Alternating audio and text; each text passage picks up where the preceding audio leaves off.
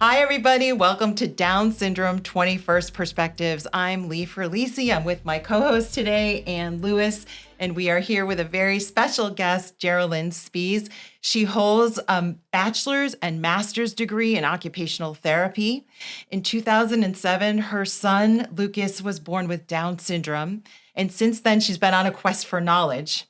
She has explored fields such as neurodevelopment, epigenetics, neuroplasticity, functional medicine, and nutrition. She combined that with her occupational therapy background to develop tailored plans for Lucas. And then she took what she learned, and Geralyn wrote a book called Redefining the Reality of Down Syndrome, The Power of an Integrative Mindset. She also created a Facebook group that's nearly 5,000 members strong called the Down Syndrome Action Plan. And she started a company with the same name to help families put together their own action plans. So Geralyn, welcome to our podcast. Thank you. I'm happy to be here. We are very happy you're here. And we'd love to know a little bit more about the Down Syndrome Action Plan. Can you tell us about it and how it came about? Sure. So, as you said, I was an occupational therapist, and you would think that that meant that I was one of the most prepared people to get a diagnosis for my son.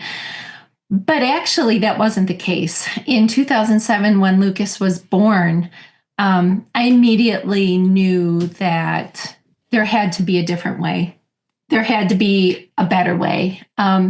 Nothing that I had learned, that I had practiced, aligned with what I thought was possible for my son. Anyone who has a child with any sort of diagnosis, but especially one like Down syndrome, knows that you're kind of inundated right away with a lot of limit-based thinking. You're told things your child may never do. If you go on to the internet looking for some inspiration, you find more limitations. And I pretty early on kind of decided that I wanted to do things a different way. I really needed a community of like-minded people. So I started the Down Syndrome Action Plan. And as you mentioned, now it's already nearly 5,000 members strong across the globe. Amazing. And that's how I've met wonderful people such as Ann, through that Facebook group. So tell us a little bit more about the kinds of information that families can get off of your website. Why would they go there? And what are the kinds of things they learn? Everything that we do at the Down Syndrome Action Plan is really geared to empower parents. Mom and dad are the unequivocal experts on their children. And what they need is someone to help them look at their child through a very unique and individualized lens to help that parent figure out the best way to work with that child and how that fits into the family as a whole. Holistically, we know nothing is going to benefit the child if it doesn't align with the family's needs, if it doesn't align with the parents' needs. Some mothers, like myself, were lucky enough I was able to stay at home and I chose to homeschool. But there are many mothers who don't have that ability, nor are they equipped to do something like that. So meeting the child's needs has to be an individualized and very unique approach for each child with the whole family unit in mind. I just wanted to say that this is how I met Geralyn, because of the Facebook group.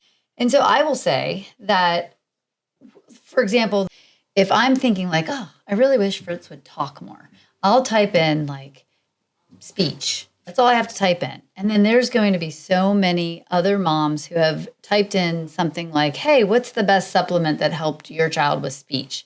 And then there'll be a lot of responses, all different types of things.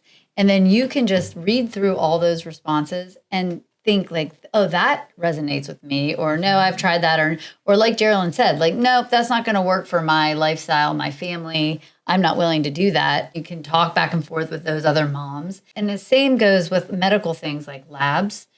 If I didn't know this community, I wouldn't know to act like nobody tests their child at this young age blood work for all the things that our children are maybe lacking or it's not expressed because of their genes, but there's answers and there's help for all of these things that even my own pediatrician, who's like supposed to be an amazing person in the beginning, he thought I was crazy for asking for the amount of blood work that I was asking for. But then whenever he got it back, he called me on a Saturday at home when Fritz was 3 months. And he's like, I see what you're talking about. And, you know, he was amazed that there were some issues that were there. So anyways, it's funny because people think, oh, you're crazy. You're listening to a bunch of moms, but like they're always right. For example, the most recent thing that I had with Fritz was he got the strep throat. And one day he couldn't walk. Like he just didn't want to walk. And all these moms have heard of this. None of my like friends with typical children had ever heard of any of these things that I was talking about, but I could go onto this group and they all had, and they gave me answers, and they can either calm me down or send me in a direction to go get them help. So it's really been for all things, whether it's physical therapy or vitamins or food or anything. Right, right. I should just really quickly say that our little medical reminder yes. that we're not doctors. And these are all just wonderful things to look into and to think about as advice. But you Right. always have to do what's right for your child. So we just want to add that little disclaimer Yes, in of course. for the Not moment. giving medical. Not giving medical advice. But Geralyn, when you hear that, I mean, that must be exciting that there's a place that these moms can go and find information that they can try or look at for their own kid. Absolutely. And, you know, as Anne was speaking, I couldn't help but think when you take a look at our children, especially with the diagnosis of Down syndrome, there is this sense out there that, it's not a sense. We are told, here's what you do in the first year of life. Here's who you go see. This is the blood you get. And everything is so highly prescriptive. And when you're talking about a child whose systems have been put together under all this extra genetic material, the infinite possibilities of overexpressions and then resultant deficiencies and imbalances is astronomical. No other diagnosis in my mind is less suited towards a one-size-fits-all approach. And yet that's how our children are led through the system. There are so many specific reasons to take a look at your child individually. And to your point, I would never in a million years ever tell a parent to try something. It's something to look into with their physician. Even supplements, you know, there's a lot of good supplements that support cognition and learning. But if your child has a specific genetic variant, it's not for them. So you have to know that. The Down Syndrome Action Plan mostly is a place to look into it. What is out there? What can I look at? And sometimes it can be overwhelming because with global members, there are so many things, but nobody does everything. We find what works for our child specifically. And as far as, you know, neurodevelopment goes, that's somewhat a little bit easier because we know the systems that we need to integrate with inputs and different therapeutic interventions. Geralyn, recently there's been a lot of posts about the cerebellum. And so you have had me looking into that a lot lately. I have a question for you. Is it harder to fix the cerebellum with a genetic component versus just fixing the cerebellum without the Down syndrome genetic component? In all of the research, the biggest value is in understanding what the cerebellum is responsible for. The cerebellum is a huge piece for our children as well because that governs not only movement and coordination, but also sensory integration, and it has links with abstract thought for reading and math. With babies with trisomy 21, we know that there's cerebellar hyperplasia. Their cerebellum volume is smaller, and it's noted, as early as the second trimester. There is the vermis, that's the midline and the two sides of the cerebellum, and one side can be off from the other side, no different than the issues we talk about with the cortex. Communication between them can be off, the speed of synapses, the myelination, all of the issues that come with an extra chromosome can be seen in the cerebellum. The good news, just like the cortex, is the cerebellum is very, very plastic, and that means it's capable of growth and change through inputs. Without getting too into the weeds, the Purkinje fibers that are the specialized cells are very responsive to movement challenges and balance activities. So when we talk about things with our children, like we need to integrate reflexes, we need to integrate the sensory system, we need to work on the speech center, and all of these things, we can't afford to do them in isolation. They have to be part of an integrative whole. And when you can integrate movement challenges, balance challenges to challenge the cerebellum, that's where growth takes place. An interesting piece of information as well is in our sensory systems, our sense of movement, the vestibular system, is the only system that has direct input to the cerebellum and receives direct input from it. So if you see children with some movement challenges, it's really difficult to tease out what is vestibular versus what's cerebellar. And then, of course, the eye and the head movements then are related to how they integrate their reflexes for movement. What are some of the things you found especially for babies, that have helped? Is there certain movements? Anne was talking about crawling longer at one point. That's another really important thing with our children. One of the biggest threats to their development is this idea that, they can just skip crawling, or they can just skip this, or it doesn't matter how they get in and out of sit as long as they get there. And from a neurodevelopmental perspective, I disagree with that highly. And the cerebellum and primitive reflexes are two really big reasons why. So in order for a child to go from laying on their belly to getting into sit, they have to be able to roll onto their side. They have to be able to cross midline. They have to be able to push themselves up into sit. All of those things require the cerebellum. They require the vestibular system. They require dampening of reflexes. So when we look at babies, we primarily want to provide inputs where they are. So log rolling is a really good way to tap into the cerebellum and the vestibular system. Once the child gets a little bit older, coming up into that third dimension pulls their visual systems and all of those vestibulo-ocular reflexes up into the third dimension. That automatically stimulates the cerebellum.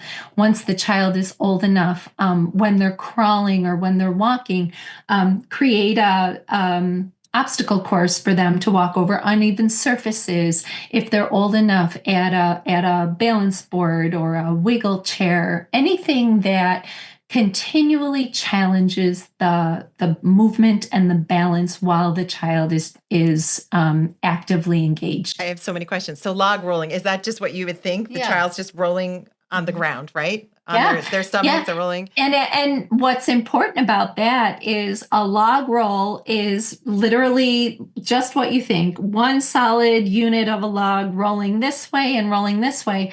What we want to develop is we want to develop the segmental roll, the way you or I would roll over. Our eyes go first, then our heads, then our bodies, then our hips. So that log roll, integrating that movement is important for the development of the segmental roll, which is then the right and left integration. And to Anne's point, things like crawling. One other thing, you mentioned obstacle course. Would you hold their hands? Would you make sure there's stuff beside them so that if they get tippy, like how do they go through that? I would have that if they're crawling, let them crawl over it. If the general rule of thumb with neurodevelopment is that we don't push anything before the child is ready to get there. Sometimes you will see therapists come out and say, well, it's a time-based milestone. The child's 8 months old and they're not sitting yet. So we're going to work on sitting. We're going to get the child in a special chair so they can tighten their muscles and work on their posture. But that's only part of the story. The more important part is how they're getting in and out of sitting. If they're not able to get into sitting by themselves, they're not ready to work in sitting. Interesting. So I know Doman International, the institutes, they have an edict of frequency, intensity, and duration.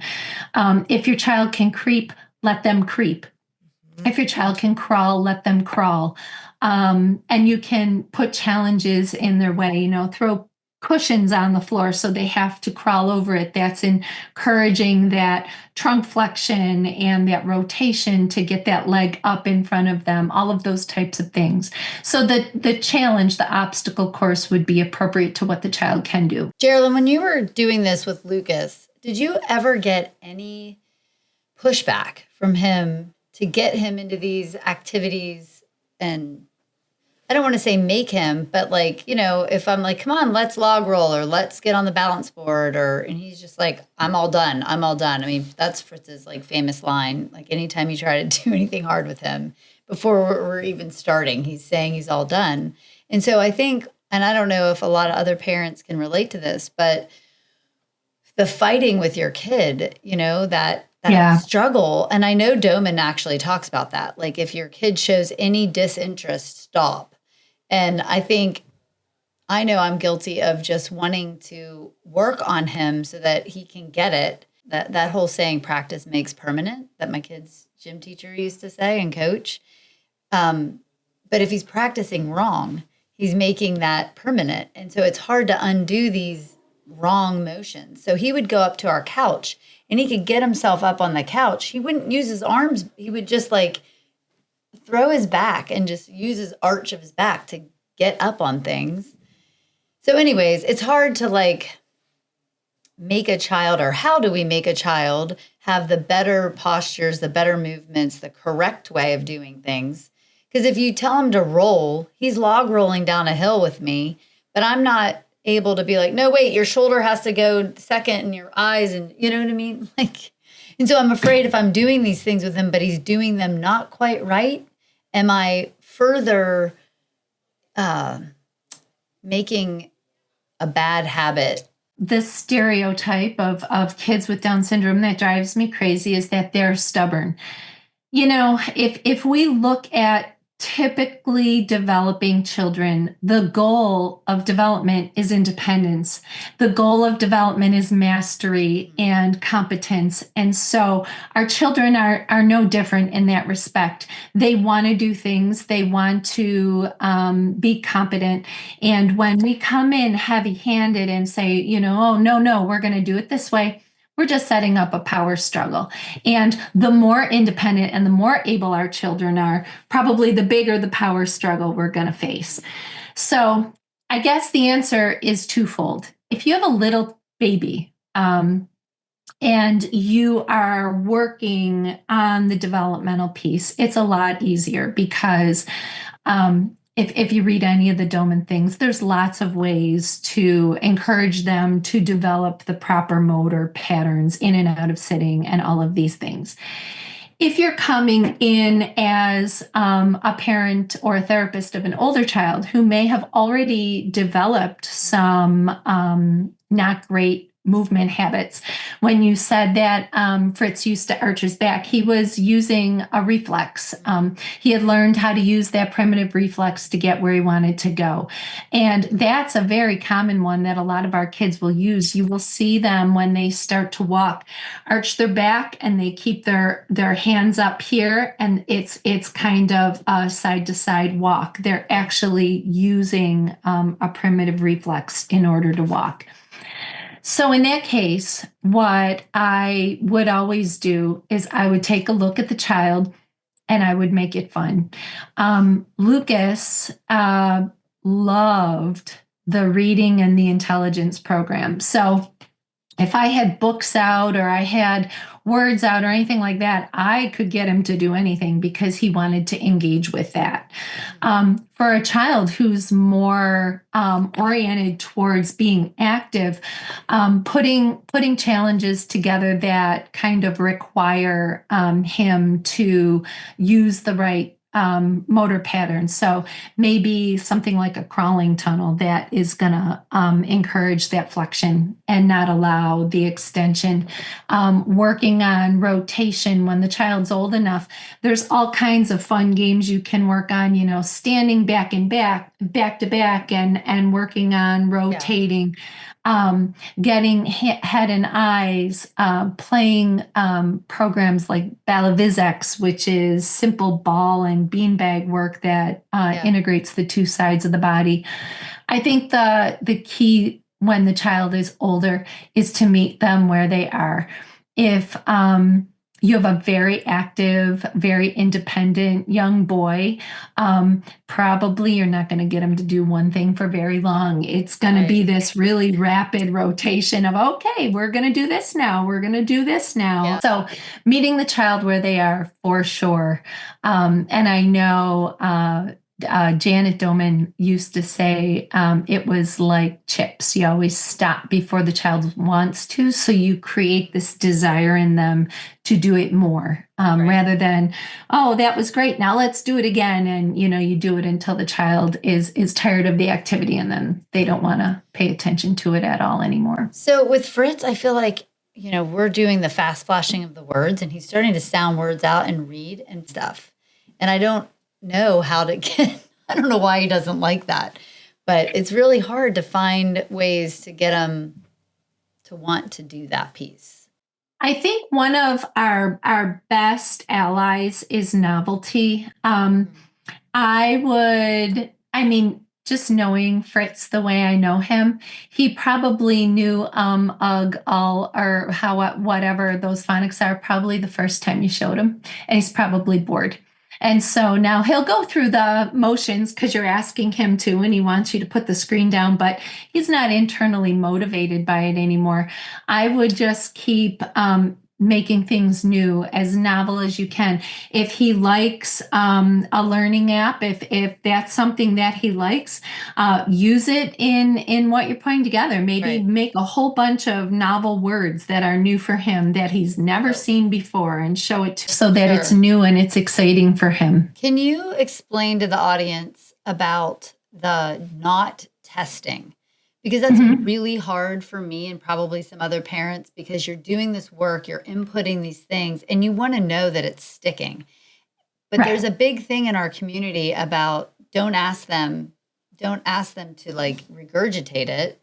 However, when I was first learning about this, I remember one of Andy's videos, her baby was 18 months old and sitting on the floor, and they would show all the words, and like one word would say ceiling. And Jet would, point to the ceiling. He couldn't really talk, but he was seeing these words and hair, and he would grab his hair. And so to me, that was testing. I mean, not testing. The child was exhibiting that he knew what he was reading. It wasn't just a word. And I kind of want that same feedback. I just think when we say not to test, it's not a philosophical discussion. It's more of a neurological one. Okay, so when we're teaching reading, we believe that reading is sensory. The intelligence program is for the comprehension, and it's two different neurological skill sets. So lots of times in school, for example, they will want the child to read out loud as proof that they're able to read. Well, reading is not speaking. Speech requires a neural praxis, which is sensory integration, processing, cerebellar input, all of that. Even pointing on demand. So in your example, Jet, he saw the word ceiling and he pointed.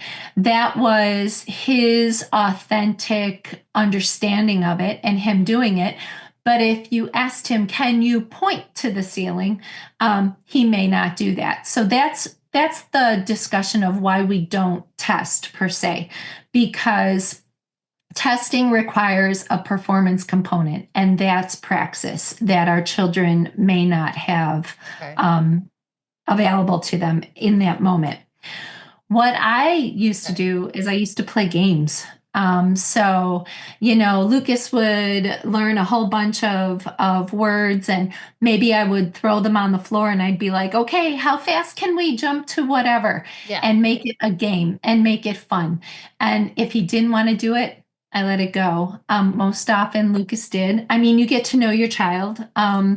Lucas actually never minded being tested because he was really proud to show off what he knew. So that he was my bought into firstborn. that. Yeah, a little my bit firstborn different. was like that as well. Right? Could it be in that he's just young? Is it that something they grow into? I mean, these kids are eventually young. too? Like this Doman thing that she's talking about, they say teach your baby to read at 3 months. I mean, they're flashing these cards from 3 months old, and they believe that you can teach your baby to read at that age, right?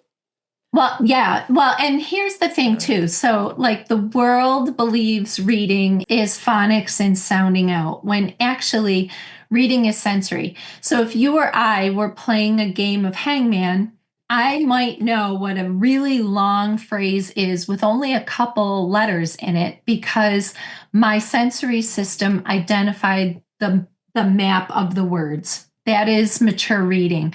So when you and I read now, we don't have to sound out the words. Our brain sees the word and knows immediately what it is, and we move on to the next word. That's the premise of sensory reading. Baby's sensory system, so they always say, we started with Lucas when he was 1 year old. Fluency and intelligence, fluency and comprehension are two different things.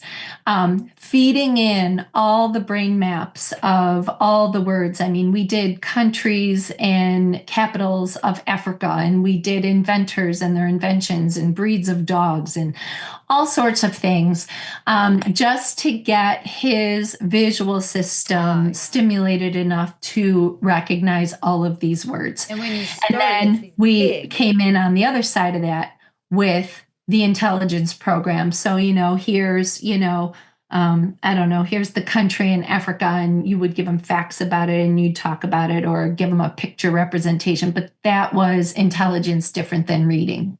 So Fritz's teacher he's at this little homeschool, and his teacher's amazing. There's I think a total of 8 right now.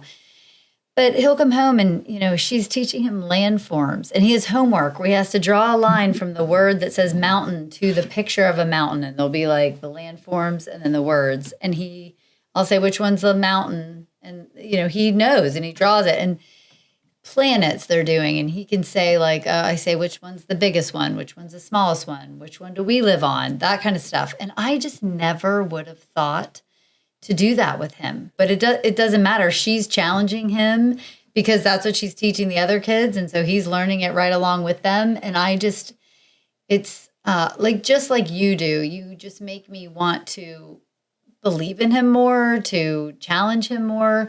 And so I feel like you should tell the audience about Lucas and about what all he's doing in amazing things. I found you guys and I saw it. And so it changed my life. It changed his life. So anyways, brag about Lucas, because I think parents, if they hear that, and that's what did it for me, watching other Instagram posts of other families and all the kids that are doing things, whether it's Olympics or being super smart or whatever it is, it just shows you like if you expose them, they can do it. To your point, I'll talk about Lucas a little bit, but when you said that Fritz is learning all of the things, the landforms and the mountains, that tells me that the reason he doesn't want to do his little phonics cards is because he's bored. He's thirsty, and give him the information. And I'll tell you why that's important. When you go to first grade or second grade and your reading is about a little boy and his dog who went, to a farm somewhere, that reading is easy. because Fritz will have all that information in a file cabinet. He understands what it means to be part of a family. He understands what it means to be a little boy, maybe have a dog, those types of things. But when he gets into 4th and 5th grade, and maybe even earlier, and now he's studying about geography or history or science, something that is a little bit new, he needs information to anchor it to. We know that all of us learn best when we have something to anchor it to. And when we talk about providing information with joy and love, we know neurologically our best memories, our best form memories are linked to an emotion. So if he loves being challenged and showing you how much he knows and learning about mountains and landforms, those pieces of information are going to stick, and they're going to be there when he needs to now comprehend higher level text for learning. So that is really awesome. And that kind of tells me where Fritz is. I think that if he's saying, no, thank you, all done, let your brain go to the next difficult he says thing. that even with the mountain ranges and all of that. It amazes me that he doesn't get excited about it, because I think it would be, he does know stuff, and it would be like, wow, why don't you want to be excited about the fact that you just learned about all this stuff? Like the body Because he wants more. Once he knows it. Well, we know little children who get a toy, they play with the toy for 5 minutes, and then after they have gotten all the information, they smelt it, taste it, played it, move it, they're done with it. And I look at and my maybe older now they're under the box, So it's the same thing. It's boring. Well, and unfortunately, too, when you consider that a lot of special education is based on performance. If the child has any difficulty with processing or anything like that that would prevent them from being able to do well on a standardized test, the school will slow things down because it will assume the child doesn't know. And then we end up with, kids in 6th, 7th grade working on identifying basic words for reading.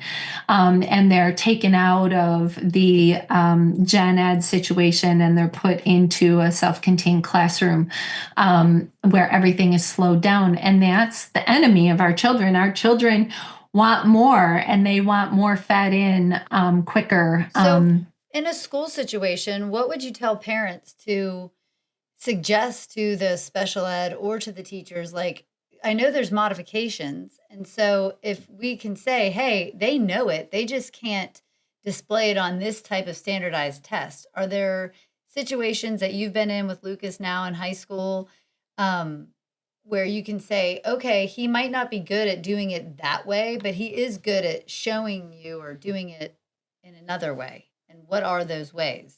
That's exactly where we are right now. So Lucas is in 10th grade. Last year, when he was a freshman, he took biology. He took global studies. He took algebra, and he took, what am I missing? Oh, English 9, right? He passed everything. He did very well in all of his classes. I think he had an 84 overall average. Wonderful. But in New York State, in order to really graduate with a diploma, he has to pass 5 state regents tests. And the first one was biology last year. So the biology test is 3 hours long. Wow. And when I ordered it in the larger print to take the tax off of his nervous system, it was 66 pages. So now you're taking someone who has limited neurological ability to sit there and take a test for all this time. And what modifications are you going to give him? Are you going to give him extra time? Extra time isn't going to help him do well on that test. Lucas has taken the biology Regents exam twice, and he has not passed it because By the time he gets out of the 50 multiple choice, now it's reading different types of reports and drawing conclusions and constructed answers. He doesn't have the neurological stamina to do it. So there are significant limitations to different school approaches, and it's different from state to state. This year, Lucas has just moved on. He's now in earth science. He's finishing up, he could take algebra over 2 years. He's finishing up algebra. He's finishing up global. And we're just going to keep going and letting him take the classes and pass the classes and figure out what that means in a couple of years. So if he doesn't pass those tests, he's still eligible to go to some type of college, isn't he? Well, there's all sorts of college programs out there. Yes, absolutely. So we're doing some college trips like I did with my other boys. So we're excited about that. Yeah. And see, where he sees himself fitting in a couple of years. I have a quick question. Can you tell us a little bit about Lucas growing up, what you found worked for him? You've taken him so far, it sounds like, for him to be able to be in high school classes and he's doing great, right? What were some of the things that worked along the way? Well, when Lucas was a baby, for his developmental stuff, I went to the institutes in Philadelphia and started a program with Lucas, which is a physiological program, a respiratory program, nutrition, reading, intelligence. It's really, really integrative. Then when he got to be close to kindergarten age, I didn't know what I was going to do. His birthday is in August. So even if I decided to send him to kindergarten, he would have been a very young 5-year-old to go. So I decided that I was going to keep him back instead of sending him to kindergarten, and I was going to homeschool that year and see how things went. If it was a ginormous bust, I could always send him to school the following year. But he was already reading, so I just kept going with our intelligence program. I love the curriculum Story of the World. It comes in 4 books. It goes from ancient history all the way to modern history, and it tells it like a story, and it layers on the geography, and it layers on the vocabulary, and he just loved it. But I just had it in my mind that I was going to teach him grade level academics to his processing level. So one of the things that we see that gets our kids in trouble is their processing is usually lower than their chronological age. Explain processing. So, yeah. So if you have a child in 3rd grade and everybody else is processing at age 9 and your child is processing at a 3, and Lucas, regardless of how well he did, he still processed at a 3 until he was chronologically 11 years old. What does that mean, processing at? That's at when a you 3? ask, It means like, you go see get the your world as a shoes. 3-year-old. As a You 3-year-old. take Okay. things in as a 3-year-old. As a 3-year-old. And Got it goes That's with the interesting. chronological age, usually it. up till about 7, because 7 is mature processing. Like we can all hold 7 digits in our brain. Okay. It's the length of a telephone number. Yeah. But isn't processing also like if you could say, hey, Fritz, go upstairs, get your shoes, come back down, and get in the car? Like it's giving him, if they can, that many directions per age. Yes. So if you have a child who's processing at a 3, but they're in a 3rd grade math class, what might you see? They're going to get out of their chair. They're not going to want to sit. They're going to make noises. They're going to be fidgety. They're going to want to do all these other, just as a chronological 3-year-old would do. The problem our children get into is that school confuses that with not able to learn. And that's not true. They would look at it as a behavior problem too, I would think. Well, and that's a huge problem, medicines because if you come in and treat those things as behavior problems, now you're really setting yourself up for a struggle because the child is just That's how they process the world. And what increases your processing speed or age? Oh, there's lots of work you can do on increasing your processing speed. Big key to processing speed is that cerebellum. So working with a metronome, working with both sides of the body, right, left integration when the child's old enough, being able to clap to a beat, working on rhythm, timing, all of those things, practicing, as you said, Anne, go upstairs and get me your coat and your shoes and brush your teeth and meet me down at the car, going off to a grocery store, because when we do something in the quiet of our own home, our child may process at a 5 or a 6, but then you go into a loud and distracting environment and that processing can go as low as a 2 or a 3. One of the things I used to do when Lucas was little is I used to play audio stories. And every once in a while in the car, and every once in a while I would turn it off and I would ask him a question. I'd be like, who are they talking about? Or what color was the toy or whatever, was part of the story. But there's all sorts of ways to keep that processing needle moving. But what we can't do is we can't fall into a trap of we're going to sit at a table and we're going to work at a worksheet. Right. It has to be integrative. It has to bring in reflexes and sensory systems in the cerebellum and integrate all the input during the learning process. That's wonderful. So it's a more active learning, it sounds like. You cannot just sit in front of a piece of paper. No. Like being on that balance board that goes back and forth and then asking the math facts. And so it's like they're using, they're moving while they're... That's wonderful. So you had this background of an OT. And so coming in, you're already equipped with all these ideas in your head about how to improve certain things. But then someone like me who doesn't have that, or the parent struggle, it doesn't sound like you and Lucas ever had that, like, you're not my teacher kind of, you're my mom, and so I'm not going to listen to you. Because I find that Fritz does things so much better, I would say, for his therapists or his teacher than with me. And I don't know, a lot of people will say, no, just be his mom. Don't be his teacher. Don't, try to be these other things. But when I know all the stuff that you teach and the other institutes and all of that, I think I got to do this for him because no one else is going to do it, Don't sell yourself short. You've done a lot of things. Maybe you're the one who challenges him. You're the one that gives him the new thing.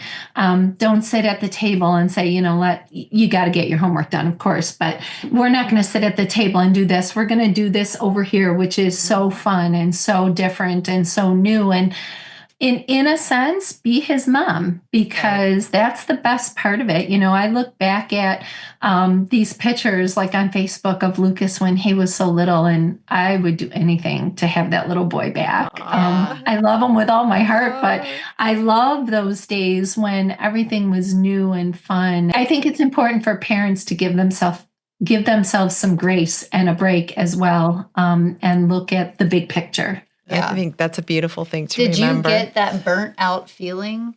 You lose a lot. I lost, my friend group, because nobody really understood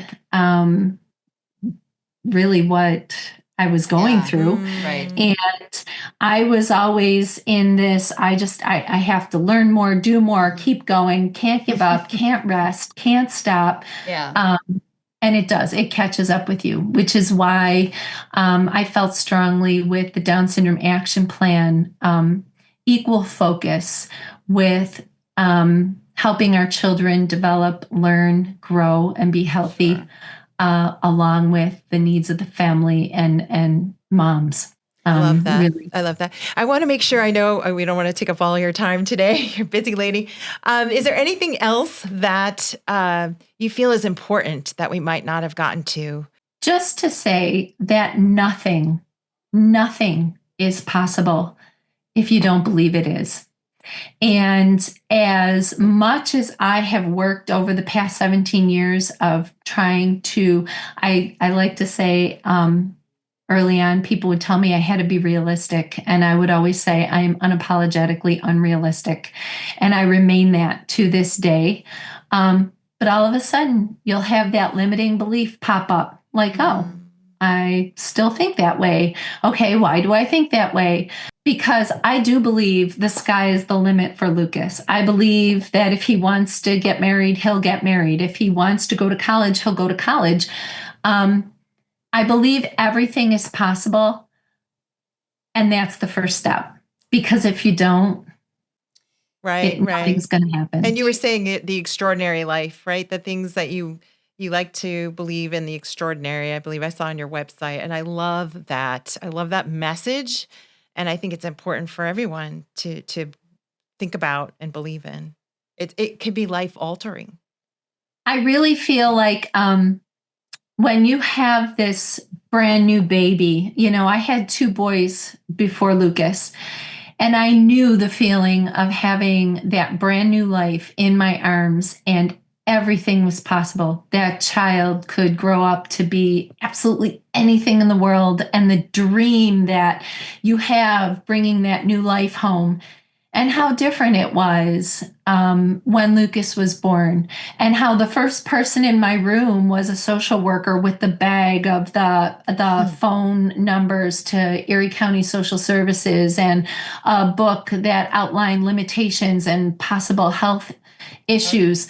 That's a difficult place to be, and people will kind of sugarcoat it and say, well, you just have to find your new normal.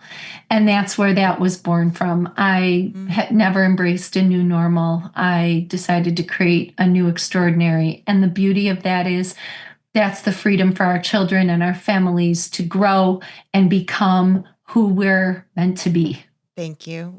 I think that's a great place to end it, and a great message. We so appreciate you being here. Thank you. And we will put your information in the notes of the podcast. dsactionplan.com. Okay. And all of my contact information is there. Wonderful. Well, Geralyn, thank you so much. You're welcome, Ann, and I'm sure I'll talk to you very soon. Oh, yes, you will. You are extraordinary. So thank you. We appreciate it. Thank you all for joining us on Down Syndrome 21st Perspectives, and we'll see you on the next episode. Bye. Have a great day.